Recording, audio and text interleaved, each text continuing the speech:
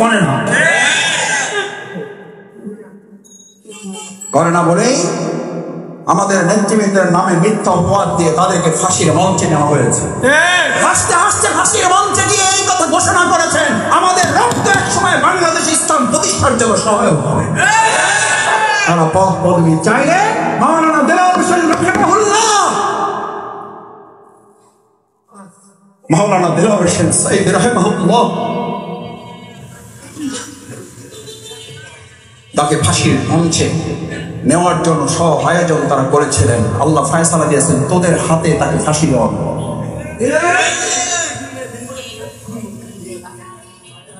কি অপরাধ ছিল, কি বলতেন তিনি,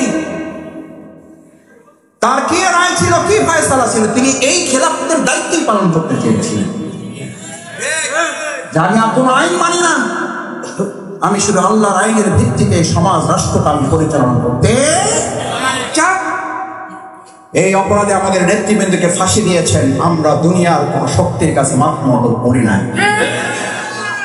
যে জামাত ইসলামী দুনিয়ার কোন শক্তির কাছে মাথা নত করে নাই, বাংলাদেশের 18 কোটি জনগণ সেই বাংলাদেশের হাতেই এই বাংলাদেশকে নিরাপদ মনে করতে শুরু করেছে।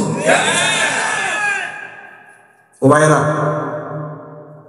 ইল্লাল্লাযীনা আমানু খেলাফতের আরেকটা গুরুত্বপূর্ণ বৈশিষ্ট্য হলো আকিমুস সালাত। আল্লাহ নির্দেশ হবে, আল্লাহর হক পালনের জন্য সে মসজিদে ছুটে যাবে।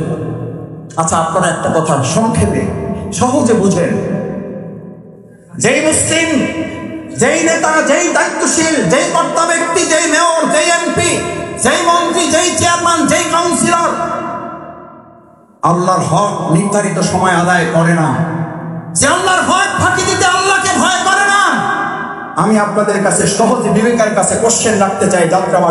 যাত্রাবাড়ি মাসে এটা বোঝার জন্য কামিল পাস করার দরকার নাই, এটার জন্য ফাজিল পাস করতে হবে না, গবেষণার দরকার নাই। যে আল্লাহর বিধান নাজির হওয়ার পর সেই বিধান মানে না, মসজিদে আজান হওয়ার পর আল্লাহর হক আদায় করার জন্য মসজিদে যেতে অভ্যস্ত নয়, যে আল্লাহর হক ফাঁকি দিতে তার হৃদয়টা কাঁপে না, সে কি আপনার হক ফাঁকি দিতে তার হৃদয়টা কাঁপবে? যে আল্লাহর হক ফাঁকি দেয় সে কি আপনার হক ফাঁকি দিতে সামান্য চিন্তা করবে? এইটুকু যদি বুঝতে পারেন, তাহলে আগামী দিনে নেতৃত্ব নির্বাচনে আল্লাহ তাআলা আপনাকে এক বিরাট খেলাফতের যে মহান দায়িত্ব সমর্থনের মতো এক বিরাট যুদ্ধের হাতিয়ার আপনার হাতে তুলে দিয়েছেন, এক বিরাট অস্ত্র তুলে দিয়েছেন, একজন বমের চেয়ে শক্তিশালী। কি শক্তিশালী? রাসূল করিম সাল্লাল্লাহু আলাইহি সাল্লামের সময় বুলেটের যুদ্ধ হতো। কিসের যুদ্ধ? কিসের যুদ্ধ? পিছনে জোরে বলেন, কিসের যুদ্ধ হয়েছে? রাসূল সাল্লাল্লাহু আলাইহি সাল্লাম শুধু মসজিদে ইমামতি করেছেন, ওই যুদ্ধের ধারে কাছে যান নাই। উনি গেছেন, নেতৃত্ব দেন নাই, বলেছেন তোমরা চালাই নাও, আমি আছি জিকিরের হালতে, তোমরা চালাই নাও, আমি এখনো তাহাজ্জুদ নফল ইশরাক শেষ করতে পারি নাই, আমার সালাত শেষ করি, তোমরা এগুলো করো, বলেছেন?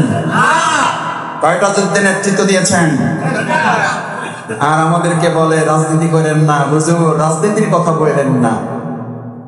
ও ভাইরা, পলিথিন বন্ধ করার জন্য কত সামাজিক অনুষ্ঠান প্রচারণা চালাইলেন, শেষ পর্যন্ত পলিথিন বন্ধ করার জন্য সংসদে আইন পাস করা লাগছে না লাগে নাই? ও ভাইয়েরা, লাগছে না লাগে নাই?